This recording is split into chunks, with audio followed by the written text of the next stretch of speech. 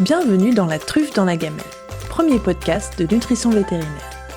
Je suis Charlotte Deveau, vétérinaire nutritionniste, et je vous propose de mettre ensemble la truffe dans la gamelle.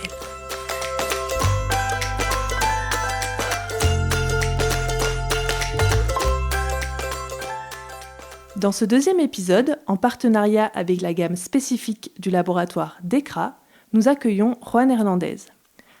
Juan est responsable du service de médecine interne d'Oniris, l'école vétérinaire de Nantes. Il est la référence française en matière de microbiote. Aujourd'hui, avec lui, nous allons essayer de faire le tour des connaissances actuelles sur le microbiote du chien et du chat et sur leurs applications pratiques en nutrition. Donc bonjour Juan. Bonjour Charlotte. La première chose que je vais te demander, c'est... ça va être une question très vaste, mais tu y répondras comme tu peux. Qu'est-ce qu'on connaît actuellement du rôle du microbiote dans la santé des chiens et des chats ? Alors on connaît très peu de choses par rapport à ce qu'on sait en médecine humaine, et quoi qu'il en soit, on connaît très peu de choses par rapport à ce qu'il nous reste encore à découvrir.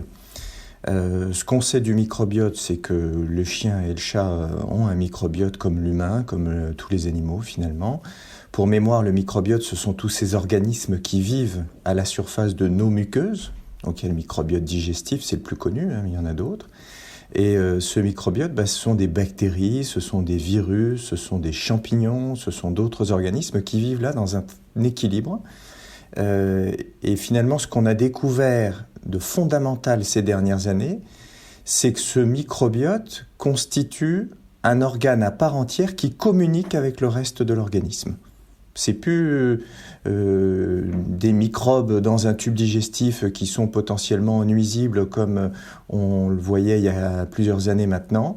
C'est un organe à part entière avec ses effets bénéfiques et la nécessité de fonctionner correctement comme tous les organes de l'organisme.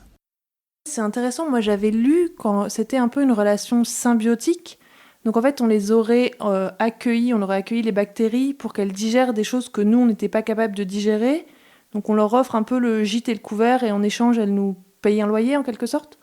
Oui, alors on est même au-delà de la symbiose. Maintenant, on est vraiment dans l'intégration du microbiote dans l'organisme. D'ailleurs, on ne parle plus d'organisme, maintenant on parle de ce qu'on appelle l'holobionte. L'holobionte, c'est-à-dire que ça intègre l'organisme et son microbiote, parce qu'on sait aujourd'hui que sans microbiote, on ne peut pas vivre. Des souris qui sont des souris stériles, ce qu'on appelle des souris axéniques, ces souris stériles ne se développent pas correctement, n'ont pas un système immunitaire qui est compétent, ne sont pas capables de digérer correctement. Donc ce microbiote, il est fondamental à notre développement, que ce soit immunitaire, que ce soit nerveux, que ce soit digestif, à la digestion, au métabolisme, il est fondamental. J'avais lu que chez l'humain, le microbiote pesait 1 kg. Alors est-ce qu'on connaît le poids du microbiote du chien et du chat ? Alors oui, effectivement, un humain entre 60 et 80 kg de poids adulte, on estime le poids de son microbiote entre 1 et 2 kg. Alors cette calcul n'a jamais été fait chez le chien, mais enfin on est au prorata aux alentours de 1 kg aussi, entre 500 grammes et 1 kg de microbiote. Donc c'est effectivement colossal. Et ce qui est encore plus colossal, c'est que ce microbiote-là, celui qui habite dans notre tube digestif, est équipé de 100 fois plus de gènes que l'organisme qui l'héberge. C'est-à-dire que nos chiens ont un certain nombre de gènes. Eh bien, le nombre de gènes représentés par le microbiote est 100 fois supérieur, ce qui donne une idée du fonctionnement que ce microbiote peut avoir et fonctionnement qui reste en grande partie à découvrir, parce qu'aujourd'hui, on n'en connaît qu'une infime partie. C'est pour ça que ce microbiote fait beaucoup parler de lui actuellement, parce qu'on découvre tous les jours de nouvelles fonctionnalités, de nouvelles interactions entre le microbiote et son hôte. Donc on a 100 fois plus de gènes de bactéries à l'intérieur de nous que de gènes de nous, enfin humains. Exactement. Et ces gènes-là, ils ne servent pas à rien. Ils servent à quelque chose, et ce quelque chose-là n'a été qu'en partie élucidé aujourd'hui. Alors un des rôles fondamentaux qui est maintenant très très clair, c'est que une partie de ces gènes bactériens codent pour des enzymes qui sont impliquées dans la digestion. C'est-à-dire que sans microbiote, on n'a pas une digestion optimale et notre microbiote fait partie intégrante du phénomène de digestion intestinale parce qu'il y a des enzymes, des protéases, des sucrases qui sont fabriquées par notre microbiote et qui participent à la digestion. Donc les enzymes digestives ne sont pas uniquement fabriquées par nous, mais elles peuvent être fabriquées par les bactéries. Exactement. On a une part non négligeable de notre digestion qui est directement liée à l'action des bactéries. Là encore, ce qui est assez intéressant, c'est de comparer le microbiote des humains, alors que ce soit des humains, des souris, des chiens, des chats, c'est exactement la même comparaison, mais d'individus obèses à des individus non obèses. Et on constate que le microbiote est différent. Mais ce qui est encore plus intéressant, c'est que si on transplante le microbiote d'une souris obèse à une souris mince, elle devient elle-même obèse sans manger davantage. C'est-à-dire que son ingéré calorique est le même, et pourtant, juste en modifiant son microbiote, on est capable de la faire devenir obèse, tout simplement parce que le microbiote des personnes obèses a une capacité métabolique et de libérer des agents qui sont calorigènes, des agents qui apportent de l'énergie, beaucoup plus importante que celle des patients non obèses. Donc on pense que ce serait le microbiote qui provoquerait l'obésité ?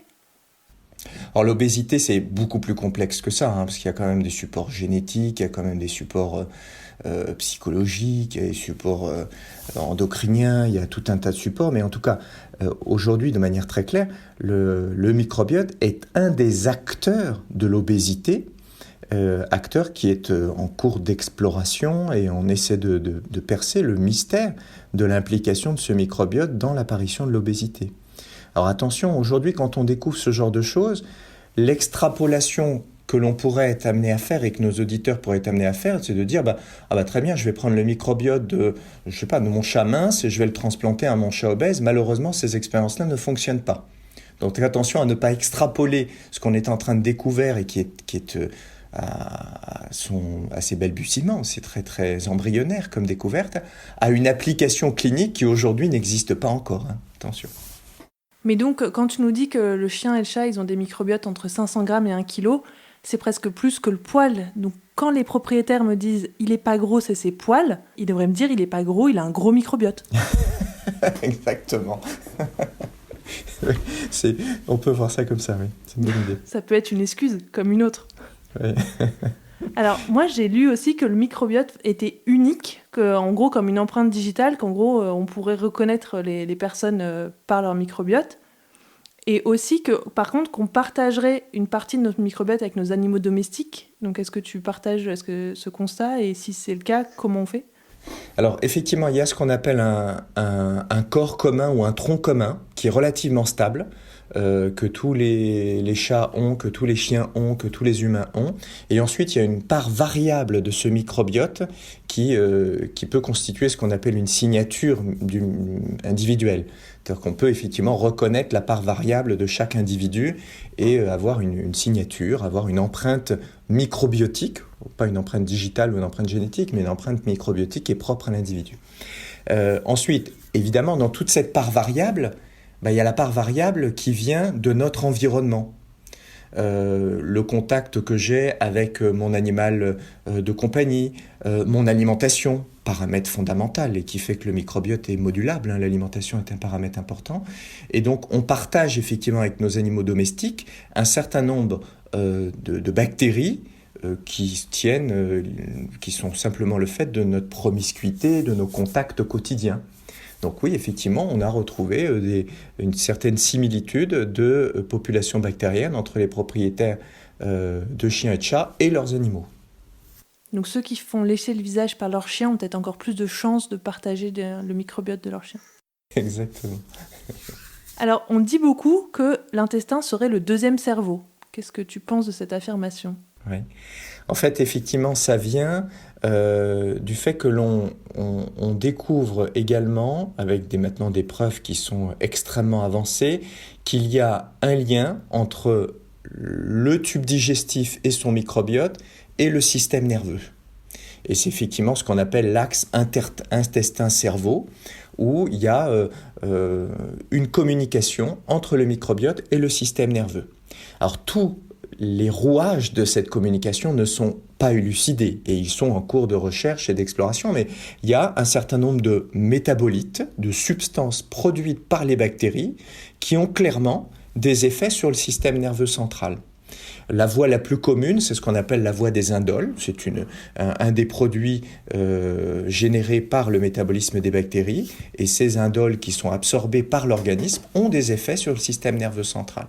C'est une des voies de communication entre le microbiote et le système nerveux. Il y en a d'autres, mais c'est effectivement une voie de recherche très importante parce qu'on sait très bien que les personnes autistes, c'était les premières publications, les personnes autistes ont un microbiote qui n'est pas le même que celui des personnes non autistes. Les personnes atteintes de la maladie d'Alzheimer, pareil, il y a une déviance du microbiote, et donc on essaie de voir quelle est la part quel est le rôle que peut jouer cette déviance du microbiote dans l'apparition ou l'entretien de ces maladies neurodégénératives.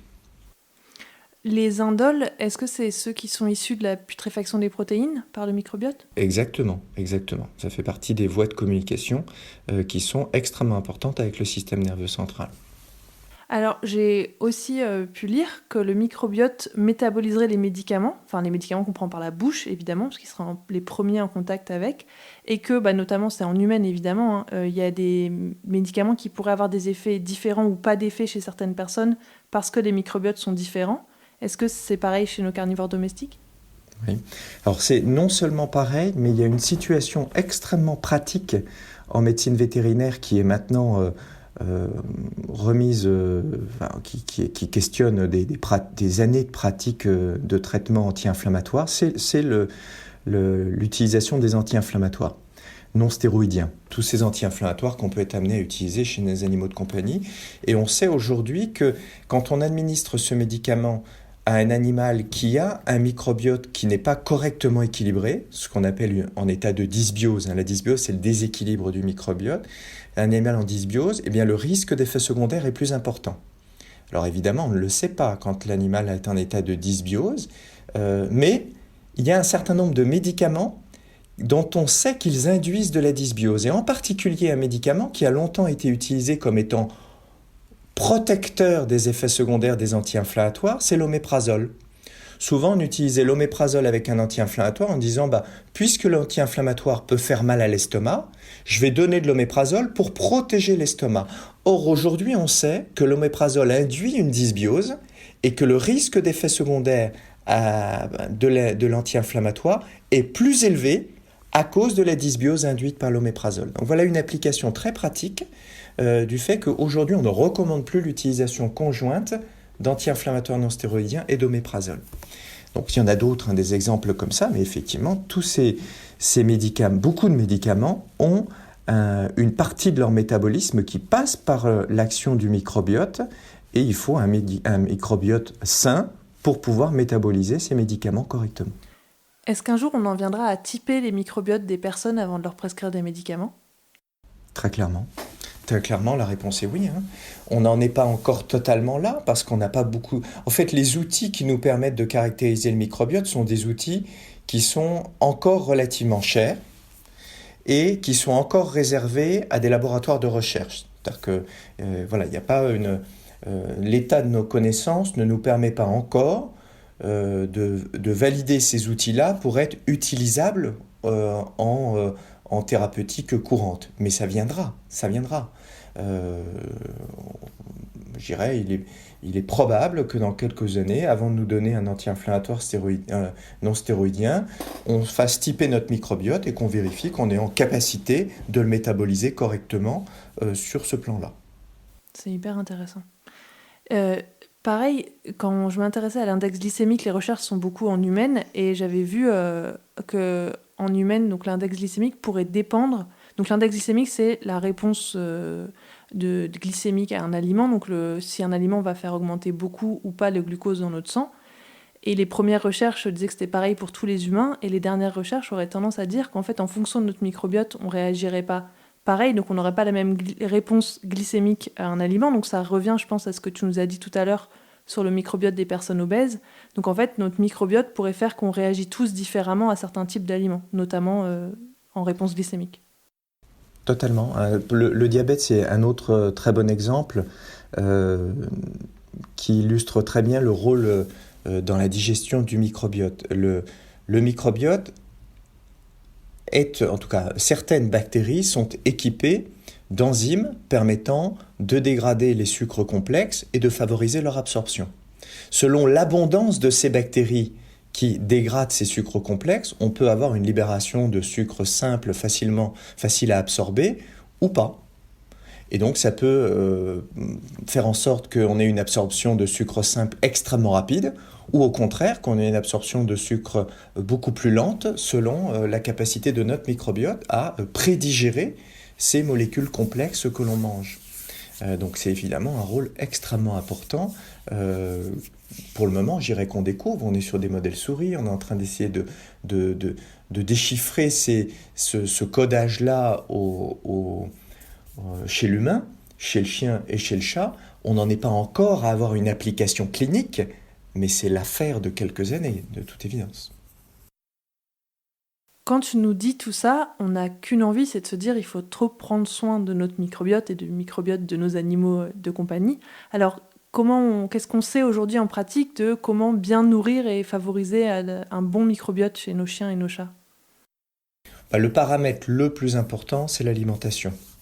L'alimentation, c'est-à-dire qu'on sait qu'un microbiote sain, microbiote sain, derrière ce terme-là, peut se cacher une multitude d'interprétations. Mais un microbiote qui est riche en bactéries plutôt protectrices, en bactéries qui ont des propriétés anti-inflammatoires, en bactéries qui assurent une bonne protection et une bonne protection contre l'invasion de bactéries pathogènes. Un microbiote sain est favorisé par l'apport en fibres.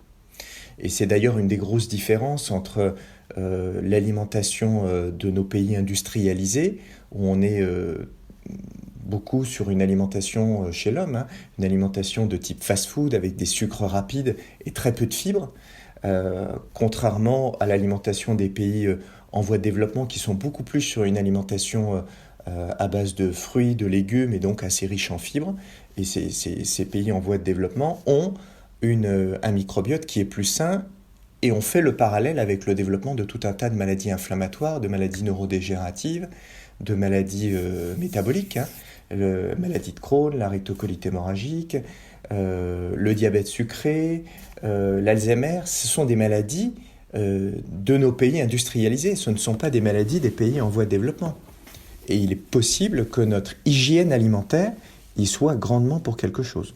Donc il faut qu'on se fasse des burgers avec du pain aux céréales complètes et beaucoup plus de salade pour augmenter les fibres. Oui, il faut des fibres de toutes sortes. Il faut que l'apport en protéines soit modéré. Il ne s'agit pas de restreindre, mais en tout cas, l'excès de protéines a plutôt tendance à favoriser, à dévier, on va dire, le microbiote vers des populations de bactéries qui sont plutôt pro-inflammatoires et pas anti-inflammatoires, alors que les fibres ont un effet inverse. D'accord, donc les fibres, on est d'accord que ça va être trouvé dans les glucides, donc plutôt les fruits et les légumes. C'est ça. Ou les céréales complètes. Y compris les sucres complexes, on peut même mettre l'amidon là-dedans. Il y a une belle comparaison, si on compare l'alimentation des chiens qui mangent une alimentation très protéique, de type BARF, avec les chiens qui ont une alimentation plutôt industrielle et qui contient une source d'amidon, donc de glucides complexes. On voit que la population du microbiote est différente dans ces deux populations de chiens. Et chez les chiens qui ont une alimentation très carnée, à la fois très riche en protéines et très riche en graisse animale, il y a un appauvrissement en bactéries protectrices. Donc l'apport de fibres et l'apport d'un peu de glucides reste un élément important pour nourrir ce microbiote et favoriser des bactéries qui ont des propriétés anti-inflammatoires. La grosse comparaison publiée, c'est vraiment la comparaison aliment BARF, où il n'y a quasiment pas d'amidon, et alimentation industrielle. Et donc, quand on compare ces deux grosses populations-là, clairement, si je devais choisir un microbiote, je choisirais plutôt le profil de microbiote de celui qui a une alimentation industrielle et qui contient donc de l'amidon. Puisqu'on parle du BARF, le BARF, c'est une volonté de nourrir son animal, généralement son chien, comme un loup. Est-ce qu'on a fait des études pour comparer le microbiote du chien et du loup ? En fait, il y a deux choses intéressantes quand on compare le chien et le loup. Avant de parler de son microbiote, il y a le génome, puisqu'il y a quand même une très belle publication dans une énorme revue qui est Nature, qui compare le génome du loup et de nos chiens domestiques.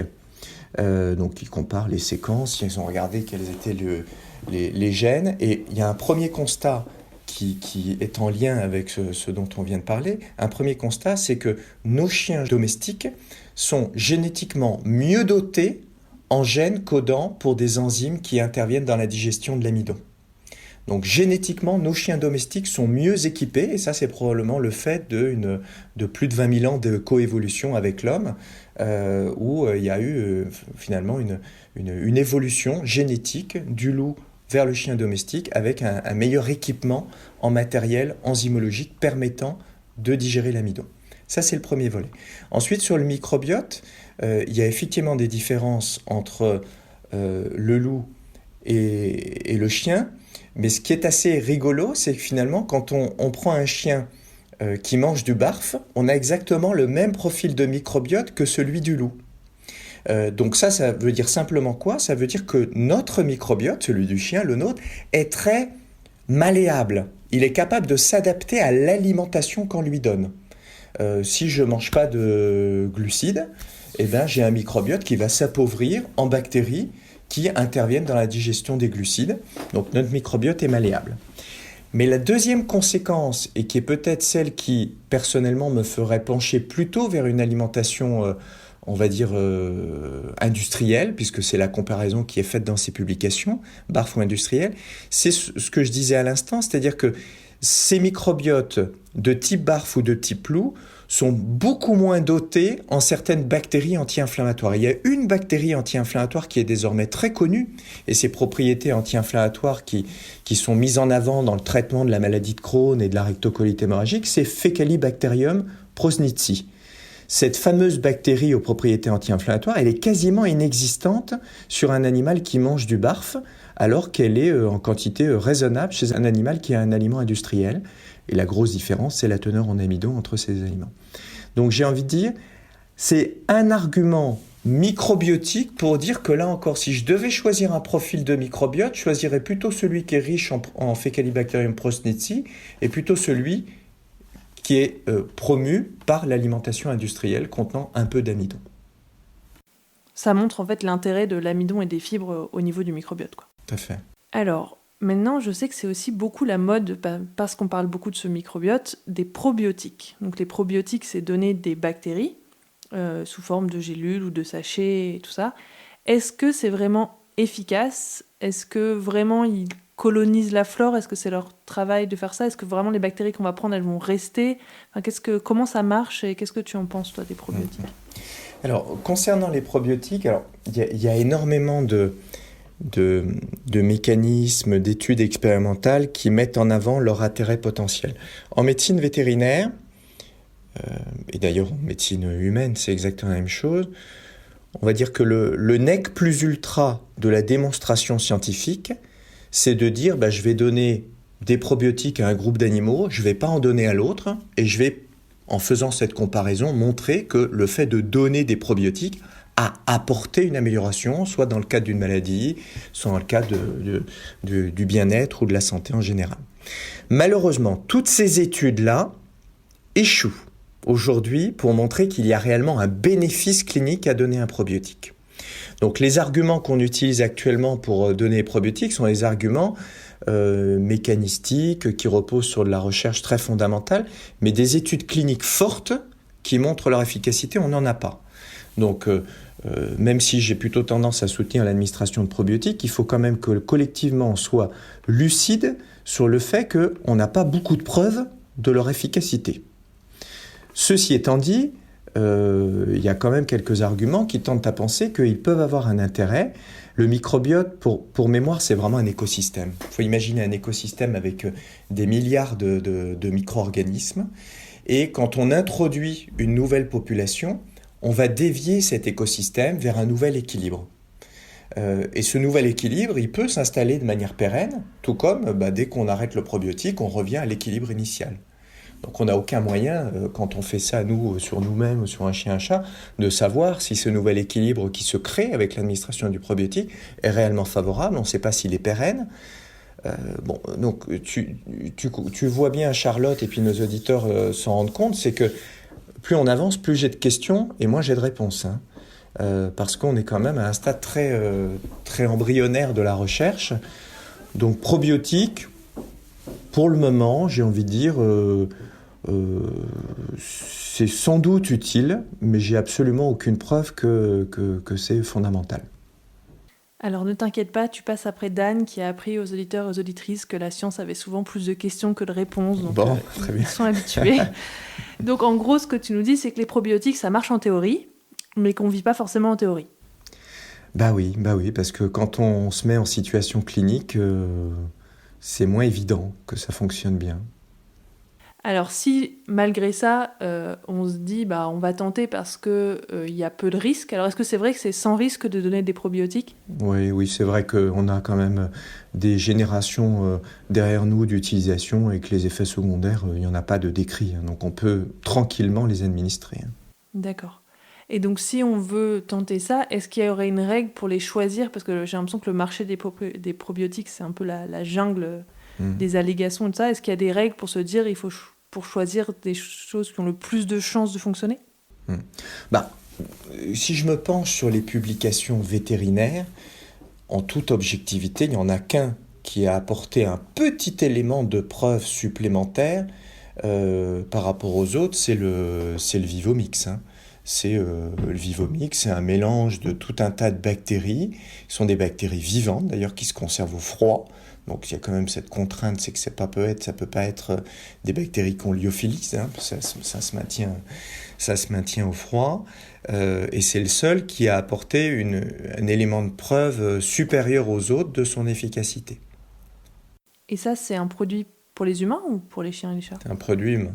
Ok, côté probiotique, on est donc un peu déçus. Ouais. Alors, on va s'intéresser donc aux prébiotiques. Donc c'est les fibres qu'on va... En fait, c'est tout ce qu'on va donner et qui va nourrir la flore. Ouais. Et donc, comme tu nous as dit, sélectionner les bactéries.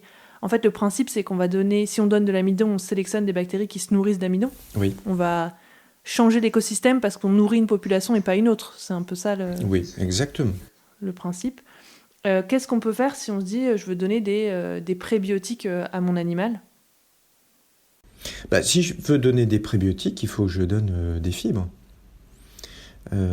C'est les prébiotiques les plus intéressants qu'on peut se procurer. Ça peut être des fibres qu'on confectionne soi-même parce qu'on donne des légumes ou des fruits. Mais voilà, c'est le genre de prébiotique qui aujourd'hui est le plus intéressant et le plus répétable. Hein. Elle favorise la population de bactéries qui produisent des acides gras volatiles, qui eux aussi ont un rôle métabolique extrêmement important, parce qu'ils apportent de l'énergie, mine de rien. Ces fibres ont également un effet trophique, c'est-à-dire que ça nourrit les cellules qui composent la paroi du côlon en particulier. Donc elles ont quand même tendance à favoriser ce type de population très favorable. Donc il faut donner des fruits et des légumes à nos animaux. Et alors pour le chat, il va peut-être falloir se tourner vers peut-être le son d'avoine s'ils en mangent, mais un chat qui mange des bananes, il n'y en a pas beaucoup. C'est plus rare, oui. Alors normalement, dans les aliments industriels, il y a des prébiotiques qui sont plus synthétiques, hein, des fructo-oligosaccharides qui ont ces propriétés, hein, qui sont là, on est plus sur la molécule intéressante, on n'est pas sur un fruit complexe, mais on est sur une molécule qui est extrêmement intéressante et qui a également ses propriétés prébiotiques. Donc la plupart des aliments industriels ont des fructo-oligosaccharides qui vont nourrir notre microbiote. Ça, je pense d'ailleurs que c'est un des gros intérêts du pet food par rapport à la ration ménagère, c'est qu'en ration ménagère, on est assez limité en prébiotiques, limité à ce que l'animal veut bien manger, déjà. Alors qu'en pet food, je crois qu'il n'y a quasiment pas un aliment où il n'y ait pas de la pulpe de betterave, où il y a des fibres fermentées cibles, ou de l'inuline, de la chicorée, ou comme tu le dis, des fosses, des mosses. Enfin, vraiment, j'ai l'impression que le pet food a une grosse avance là-dessus et utilise beaucoup les prébiotiques, parce que ça doit être simple et pas très cher, je pense, et que la ration ménagère, on a beaucoup plus de mal à utiliser ça. Donc, un point pour le pet food de ce côté-là. Juan, aussi, tu es très connu pour ton travail de transplantation fécale. Donc, moi, mes souvenirs consistent à avoir vu une conférence de toi où essentiellement tes étudiants broyaient du caca dans un blender. Mais je pense que c'est un peu plus compliqué que ça. Donc, est-ce que tu pourrais nous expliquer où on en est en matière de transplantation fécale chez le chien et chez le chat en France ? Oui. Donc, la transplantation de microbiote fécal, c'est une des modalités qui permet de moduler le microbiote. On a parlé de l'alimentation fondamentale, on a parlé des prébiotiques, des probiotiques. La dernière modalité, c'est la transplantation de microbiote fécal. Alors cette transplantation, elle a eu beaucoup d'écho dans la presse et dans le monde scientifique parce qu'on s'est rendu compte que c'était une modalité de traitement très très importante et très efficace de l'infection à Clostridium difficile chez l'homme, avec plus de 80% de réussite, ce qu'aucun antibiotique avait réussi à faire jusqu'à présent. Donc cette pratique a été mise en lumière grâce à l'efficacité dans le traitement de l'infection à Clostridium difficile. Et aujourd'hui, on se pose effectivement la question, dans toutes ces maladies où il y a une perturbation des microbiotes, et en particulier dans les maladies digestives du chien et du chat, si la transplantation pourrait apporter une amélioration substantielle pour gérer ces maladies chroniques. Et on a aujourd'hui 2 protocoles qui sont ouverts à Oniris où on peut faire bénéficier à des chiens qui ont des troubles digestifs chroniques de l'ajout du traitement par transplantation de microbiote. Alors en pratique, c'est pas si simple à faire, parce qu'il faut effectivement récupérer les selles de 2 donneurs et de plusieurs donneurs, mais il faut surtout faire un dépistage extrêmement soigneux des donneurs pour être sûr qu'ils ne soient pas porteurs de, que sais-je, d'une bactérie, d'un parasite, de quelque chose qui soit susceptible de rendre malade. Donc il y a une phase de dépistage qui est extrêmement contraignante pour le donneur. Et une fois qu'on a sélectionné nos donneurs, on stocke leur microbiote sous la forme de flacons, ce qu'on appelle nous pompeusement la banque de microbiote. Et quand un chien est inclus dans l'étude et souhaite bénéficier de ce traitement-là, on récupère un flacon de microbiote et on transplante ce microbiote pour voir s'il apporte une efficacité. Je dois dire qu'on a une efficacité pour le moment qui est plutôt de l'ordre de 30 à 40%, donc on n'est pas sur le 80% de l'infection à Clostridium difficile chez l'homme, mais c'est quand même 30 à 40% sur des situations où aucun médicament n'a apporté la preuve d'une telle efficacité, donc ça reste un outil intéressant qu'on est en train de valider par le biais de la recherche clinique à Oniris. Donc si des auditeurs étaient intéressés parce qu'ils ont un animal qui souffre de troubles digestifs chroniques, et en particulier des chiens, les protocoles sont des protocoles chiens, il faut à ce moment-là contacter le service de médecine interne de l'école vétérinaire de Nantes pour qu'on puisse informer et puis voir si les critères de sélection sont satisfaits ou pas. Et donc tu nous dis qu'on peut conserver des microbiotes, ça se conserve dans des fioles comme ça Et oui, alors ça se conserve, mais c'est pas simple à faire, donc c'est pas possible à la maison et c'est pas possible en clinique vétérinaire parce qu'il faut être équipé d'un congélateur qu'on connaît bien maintenant grâce au vaccin ARN anti-coronavirus, là on a entendu parler, c'est un congélateur à moins 80. Parce que ça se conserve vraiment à très très basse température, sinon les bactéries qui sont présentes meurent. Donc on conserve à moins 80, on décongèle quelques heures avant l'administration et on administre la transplantation soit directement dans le côlon avec une petite sonde, soit dans l'intestin grêle avec l'endoscope selon la situation dans laquelle on est. Et on ne peut pas cultiver un microbiote de chien hors chien. Tu pourrais pas, là, tes fioles, les cultiver pour en gros les reproduire et en faire un espèce de médicament, quoi. Alors, ce qu'on sait aujourd'hui, c'est que de toutes les bactéries qui sont présentes dans l'intestin d'un chien, il y en a à peine 20% qui sont cultivables. Il y en a 80% qu'on n'arrive pas à cultiver. Et c'est pour ça que je reviens sur une discussion qu'on a eue tout à l'heure sur les probiotiques. Les probiotiques qui sont actuellement commercialisés sont des bactéries ou des organismes qui sont cultivables et qu'on peut conserver. Mais il y a tout un pan des bactéries qui sont dans le tube digestif et qui sont des bactéries très intéressantes, mais qu'on ne sait pas cultiver et qu'on ne sait pas conserver. Et elles ne vivent que dans le tube digestif. Donc non, aujourd'hui, on ne peut pas reproduire un microbiote artificiel et le pérenniser durablement. Ça n'est pas possible. C'est compliqué quand même, ton métier.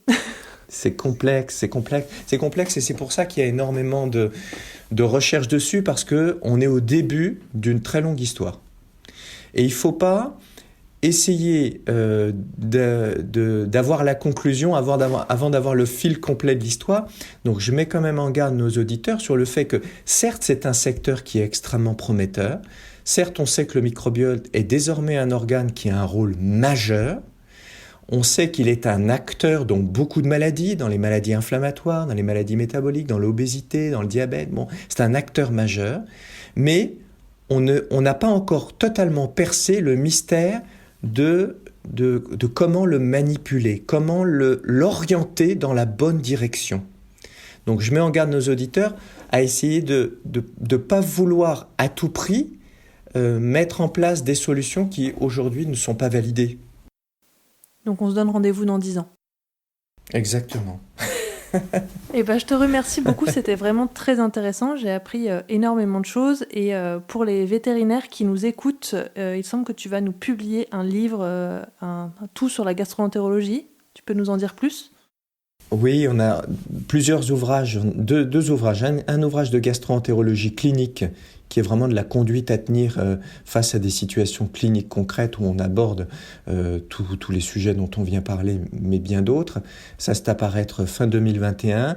Et puis une réédition du textbook que Patrick Lecoindre avait publié il y a quelques années et pour lequel je suis maintenant associé en tant qu'auteur. Et il y aura un très gros chapitre sur le microbiote. Donc j'invite tous ceux qui sont très intéressés par le microbiote à se référer à cet ouvrage qui, pareil, paraîtra fin 2021 aux éditions du Point Vétérinaire. Parfait.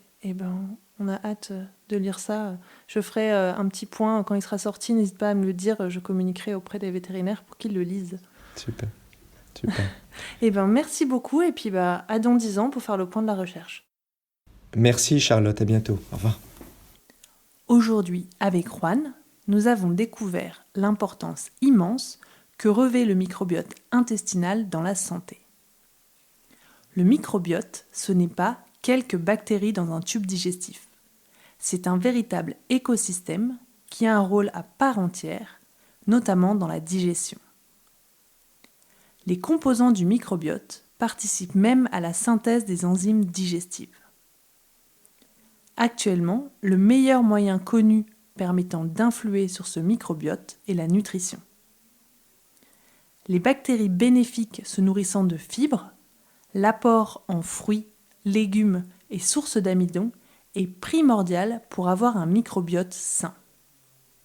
A l'inverse, l'excès de protéines de mauvaise qualité, conduisant à la production d'indoles par putréfaction, est plutôt délétère. La qualité des protéines et l'apport de glucides sont donc des paramètres majeurs à surveiller pour que nos animaux aient le microbiote le plus sain possible. Si ce podcast vous a plu, n'hésitez pas à le noter, le commenter, le partager et surtout vous abonner pour ne pas rater le prochain épisode. À bientôt!